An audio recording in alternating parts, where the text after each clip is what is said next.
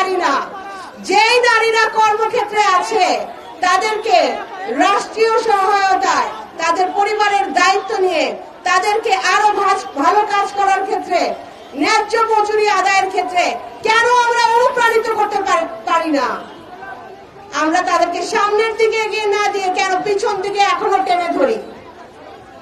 আমরা জানি একটা ভয়ঙ্কর রকম বিশাল শক্তি যেটা আমাদেরকে দমিয়ে রাখতে চায়, আমাদেরকে কর্মদক্ষতার সেই জায়গায় পৌঁছতে দিতে চায় না।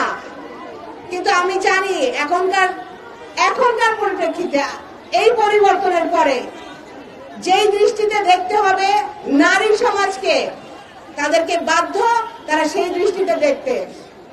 তাদেরকে কেউ এখতিয়ার দেয়নি, কাউকে অধিকার দিয়েছে যে একজন পুরুষের ক্ষেত্রে 4টা বিবাহ করা যাবে। এই এখতিয়ার কি আমার বোনরা দিয়েছে কাউকে? এই সমাজ আমরা চাই না। কোনো সমাজ ব্যবস্থায় এদের কোনো জায়গাও আমরা দিতে চাই না। আমাদের পক্ষ থেকে আমরা বলতে চাই, নারীর প্রতি যে সহিংসতা হচ্ছে, যে অত্যাচার করা হচ্ছে, সেটার জন্য এই পুরুষতান্ত্রিক সমাজ ব্যবস্থায় এখনো কেন সোচ্চার হয় না? কেন আমরা একটা মেয়ে রাতে রাস্তা দিয়ে যাওয়ার সময় তার নিরাপত্তা প্রত্যেক পাড়ায় মহল্লায় দায়িত্ব নিয়ে কেন নিশ্চিত করতে পারি না? এখনো পর্যন্ত এলাকায় মহল্লায় পাড়ায় নারীদের কি সমস্যা হচ্ছে সেটা নিয়ে কোনো অভিযোগ বাক্স হয়নি। আমি বাংলাদেশ জাতীয়তাবাদী দলকে ধন্যবাদ জানাই, আমাদের অ্যাক্টিং চেয়ারম্যান জনাব তারেক রহমানকে ধন্যবাদ জানাই।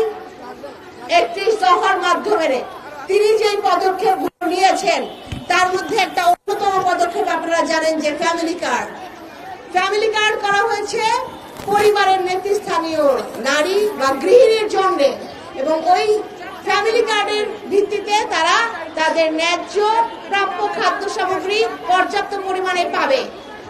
আমরা যদি তাদের যেই দুর্ভোগ বা দুর্দশা তার পাশে রাষ্ট্রীয়ভাবে না দাঁড়াই, বরং তাদেরকে এমন কোন পদক্ষেপ বা রাস্তা দেখায় যেখানে তাদেরকে আরো পিছু টেনে নিয়ে আসে, তাদের অগ্রগতি